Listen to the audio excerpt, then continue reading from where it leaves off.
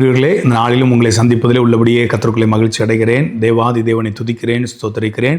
இந்த மாதத்தின் முதல் நாளிலே உங்களை கர்த்தருடைய வார்த்தையின் மூலமாக சந்திப்பதிலே என் தேவனை துதிக்கிறேன், ஸ்தோத்தரிக்கிறேன். உங்களோடு பகிர்ந்து கொள்ளும்படியாக கர்த்தர் கொடுத்த வார்த்தை ஏசாயா தீர்க்கதரிசன புத்தகம் 41 அதிகாரம் 14 வசனம். ஏசாயா 41:14. யாக்கோபு என்னும் பூச்சியே, இஸ்ரவேலின் சிறுகூட்டமே, பயப்படாதே, நான் உனக்கு துணை நிற்கிறேன் என்றும் கர்த்தரும் இஸ்ரவேலின் பரிசுத்தருமாகிய உன் மீட்பர் உரைக்கிறார். யாக்கோபு என்னும் பூச்சி, இஸ்ரவேலின் சிறு கூட்டம், புறக்கணிக்கப்பட்ட ஒரு நிலை.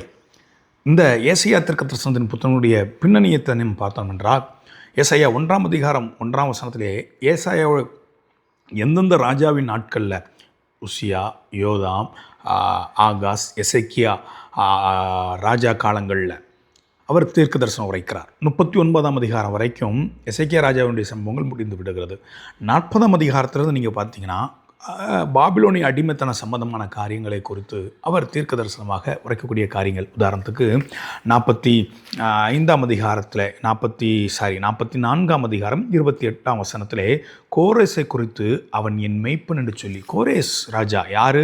பாபிலோனில் நேபுகாத்நேச்சார், அவனுடைய மகன், பின்பு தரியு ராஜா, அதற்கு பின்பாக தானியேலின் காலத்தில் கோரேஸ் ஆட்சி செய்தாரே, அது வரைக்கும் உள்ள தீர்க்க தரிசனங்களை அவர் எழுதுகிறார். பின்னும் கிறிஸ்துவின் பாடு மரணங்களை ஏசாயா 53 இப்படி பல தீர்க்க தரிசன புத்தகங்களை அவர் எழுதியிருந்தாலும் இந்த 41 அதிகாரத்திலே அழகாக இந்த ஜனத்தை குறித்து எழுதுகிறார். யாக்கோபு என்னும் பூச்சி, இஸ்ரவேலின் சிறு கூட்டம். 1 வசனத்தில் எழுதுகிறார், தீவுகளே என்று சொல்லி ஆரம்பிக்கிறார்.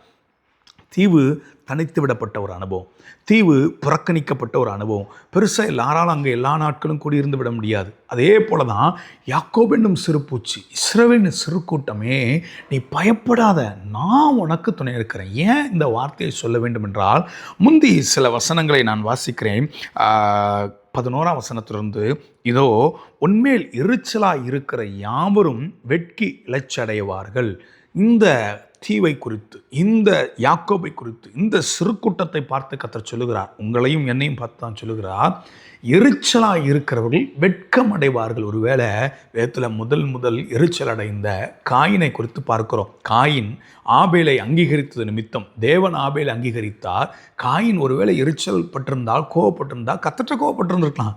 ஆனால் கர்த்தர் ஆபேலை அங்கீகரிக்கிறார், காயின் எரிச்சலாய் மாறினான். ஒருவேளை உங்களுடைய வீடுகளில், இனஜன பந்துக்கள் மத்தியிலே, வேலை ஸ்தலங்களில் யாரேனும் உங்களிடத்தில் போராடி கொண்டே ஒரு எரிச்சலாக, காய்மகரக்காரமாக உங்களை ஒரு வேண்டா வெறுப்புக்காகவே நடத்தி கொண்டிருக்கிற சூழ்நிலை நீங்கள் கடந்து போகலாம். ஆண்டவர் அந்த சிறு கூட்டத்தை பார்த்து சொல்லுகிறார், நீ பயப்படாத.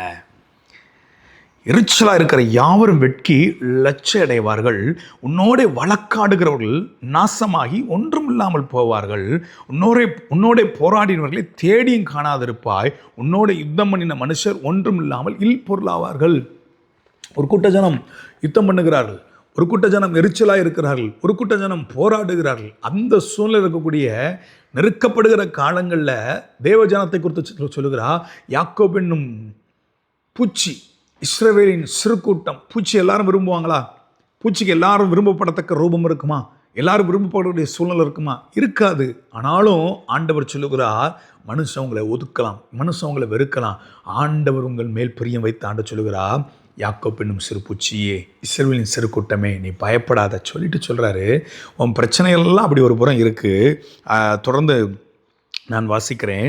15 வசனம், இதோ போரடிக்கிறதுக்கு நான் உன்னை புதிதும் கூர்மையுமான பற்கள் உள்ள எந்திரமாக்குகிறேன். நீ மலைகளை மிதித்து நொறுக்கி குன்றுகளை பதற்கொப்பாக்கிடுவாய். போரடிக்கிற ஆயுதமாக நான் உன்னை மாற்ற போகிறேன்னு சொல்கிறார். மாற்றிட்டேன்னு சொல்லலை, மாற்ற போகிறேன்னு சொல்கிறார். ஒருவேளை உருவாக்கப்பட நிலை இல்லாததுனால, நான் உருவாக்கப்பட்டு அலங்கரிக்கப்பட முடியாத ஒரு பாத்திரமாக இல்லாத பட்சத்திலே இப்படிப்பட்ட யுத்தங்கள் நடக்கலாம்.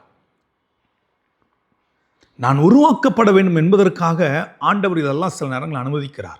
அந்த பிரச்சனை முடிந்து விடும் என்று சொல்லி அல்ல. அது அப்படி தானே அழகாக போட்டிருக்கு. வாசிக்கிறேன் 13 வசனத்தில், உன் தேவனாக இருக்கிற கர்த்தராகிய நான் உன் வலதுகையை பிடித்து பயப்படாதே, நான் உனக்கு துணை நிற்கிறேன் என்று சொல்லுகிறேன் அப்படின்னு சொல்லிட்டு தான் சொல்கிறாரு. யாக்கோபு சிறு பூச்சியே, நான் உனக்கு துணை நிற்கிறேன்ற. ஒருவேளை என் சத்தத்தை கேட்கிற தேவஜனமே, புறக்கணிப்பு, அவமானம், நிந்தை உங்கள் வாழ்க்கையில் காணப்படலாம். கர்த்தர் உருவாக்குகிறார் என்பதை நீங்கள் நானும் மறந்துடக்கூடாது. இதோ போரடிக்கிறதுக்கு நான் புதிதும் கூர்மையுமான பற்களுள்ள யந்திரமாக்குகிறேன். தொடர்ந்து இதனுடைய செய்தியை நாளைக்கு பார்ப்போம். கர்த்தர் நம்மளோடு இடைபடுவாராக. கண்களை முடிச்சு வைப்போமா? தகப்பனே, இந்த முதல் நாளில் நீர் எங்களோடு பேசுகிற ஆண்டவரே, பயப்படாதே, நான் உனக்கு துணை நிற்கிறேன் என்று சொல்லி எங்கள் வலது கையை பிடித்து நீங்கள் சொல்கிறீங்க, உத்தரவாதம் கொடுக்குறீங்க. அப்பா, நீ பயப்படாத, நான் உன் கூட இருக்கிறேன்னு சொல்கிறீங்க. அதை நம்புகிற ஆண்டவரே, அந்த வார்த்தைக்கு செவி கொடுக்குறேன். என்னை உருவாக்க ஒப்பு கொடுக்குறேன். புதிதும் குறுமையுமான பற்குள்ள எந்திரமாக எங்களை மாற்றுங்க. எங்களை அர்ப்பணிக்கிறோம். கர்த்தர் மகிமைப்படுங்க. இயேசுவின் மூலம் பிதாவே, ஆமென்.